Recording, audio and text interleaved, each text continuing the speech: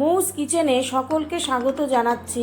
আজকে যে রেসিপিটি আমি আপনাদের সামনে শেয়ার করছি সেটি হলো ক্রিস্পি পনির ফিঙ্গার্স।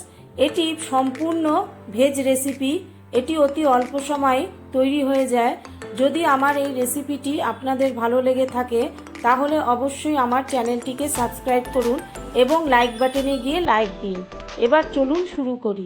পনিরগুলোকে আমি লম্বা করে কেটে নিচ্ছি।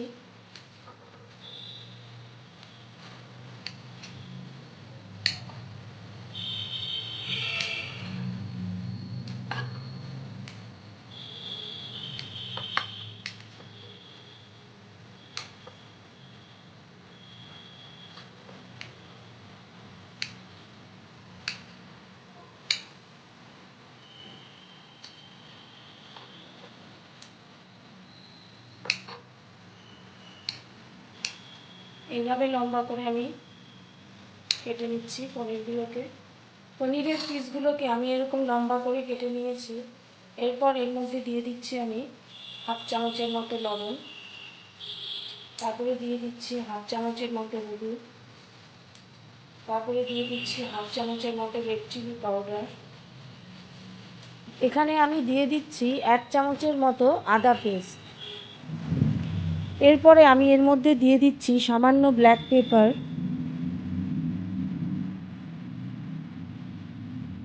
এবার ভালো করে পনিরের গায়ে এগুলোকে আমি মেখে নিচ্ছি। পুরো ভালোভাবে মাখার পর এটি এই অবস্থায় 15 মিনিটের জন্য রেখে দেবেন। এখানে আমি নিয়েছি ব্রেড ক্রাম্বস।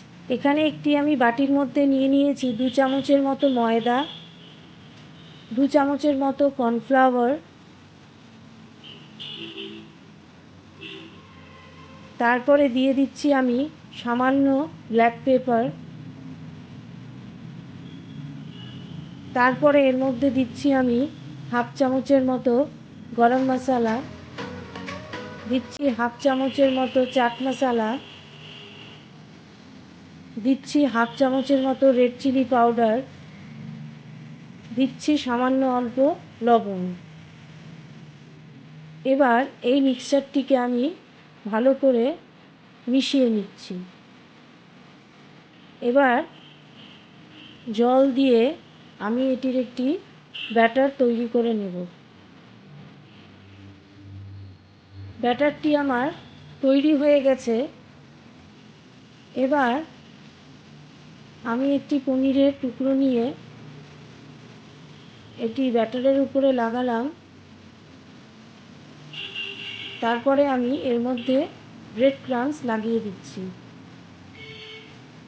এইভাবে প্রত্যেকটি পনির আমি এইভাবে ব্যাটারে লাগিয়ে ব্রেড ক্রাম্বস লাগিয়ে দেব। এইভাবে আমি পনিরগুলোর মধ্যে ব্রেড ক্রাম্বস লাগিয়ে নিয়েছি। প্যানে আমি তেল গরম বসিয়ে দিয়েছি। এবার এগুলোকে আমি এক এক করে দিয়ে ফ্রাই করব।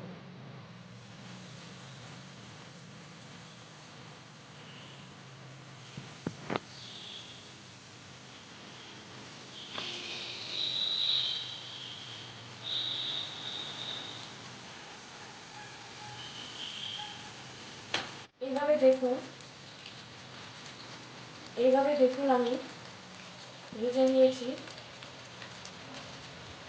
ক্রিস্পি পনির ফিঙ্গার্স।